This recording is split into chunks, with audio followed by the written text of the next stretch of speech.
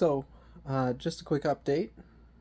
Yesterday, I went to a tent revival, which was something I was kind of anxious about, to be honest. And I struggled to actually get out of the car when I went because, you know, I I struggle to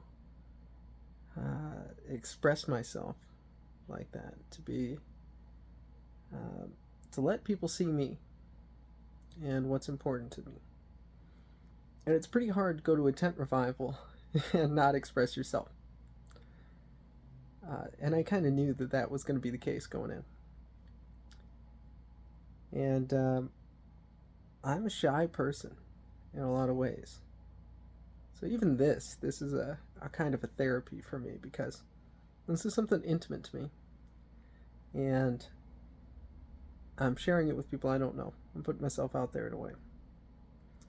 And that was what it was like at the tent revival, except for much more intimate because they were standing right next to me. And, I'm one of those people. I go to church and I mostly sit, right?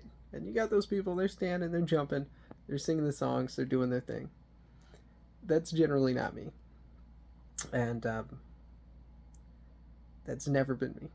I've spent 30 something years not doing that. But there was something that I felt like God was challenging me to do when I went to that tent revival. And and I got into it. I did my best to relax my body. And at first I just clapped. I was the clapping man. That was me in the back, the clapping man, right? But that was better. That was more than I usually do. So I got a little more motivated. I felt a little encouraged after that. So then I was the moving my lips man, and I did that for a while too. That was pretty good. And then a song came on I actually kind of dug, and I had never heard it before, but the band up there was playing it, and Christian music has come a long way, okay? Because I was not much of a fan for a long time.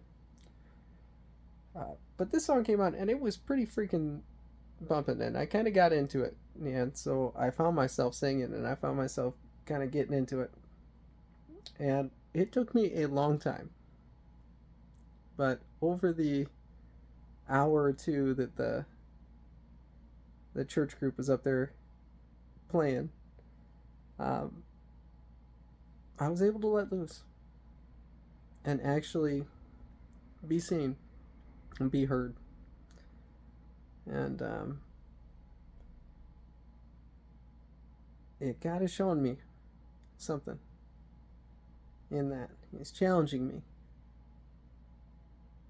He's challenging me to give to the world because it's something I want so deeply. I feel such a real deep pain about not contributing to the world in the way that I feel like I should.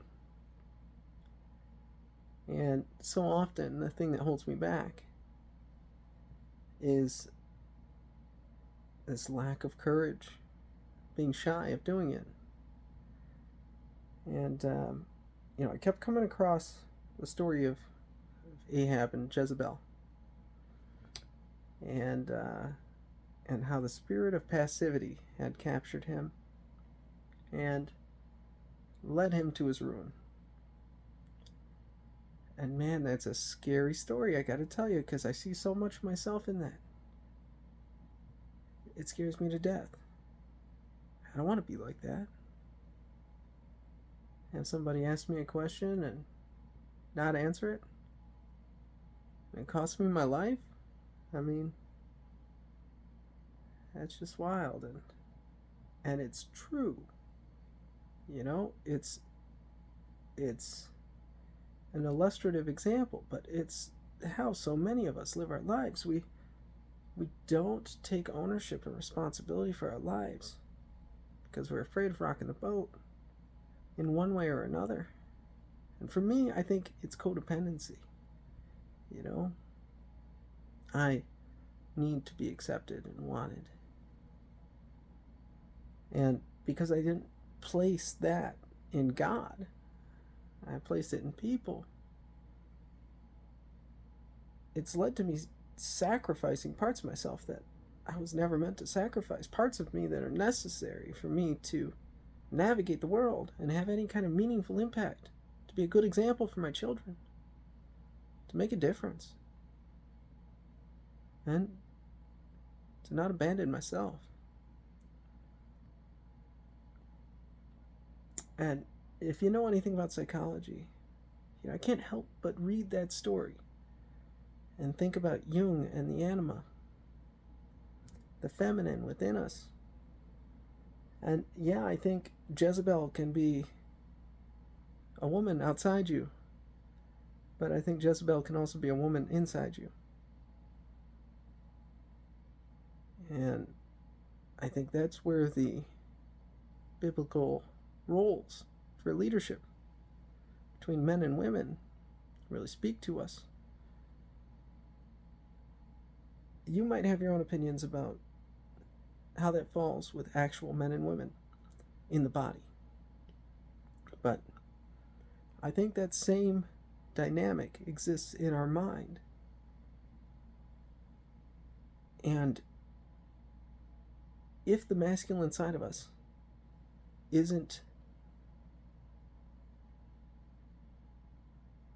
respected, isn't honored, and if we're afraid to bring it forth to be seen,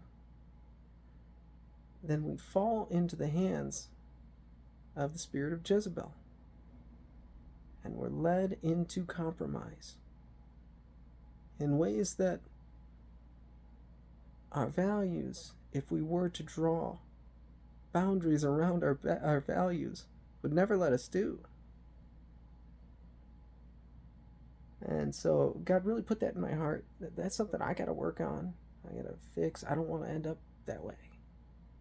I don't want to be a passive man and watch my life go by me. I've already done that long enough. And I would say that I look back and regret it, but I don't want to look back anymore even. As long as I'm looking back, I don't have a vision, a future. And if you don't have a vision and a future, then you don't have a value. And if you don't have a value, then you can't draw boundaries.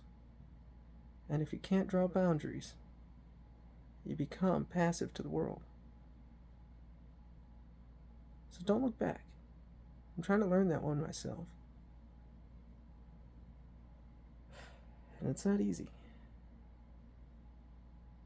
But anyway, that's where I am in my journey. And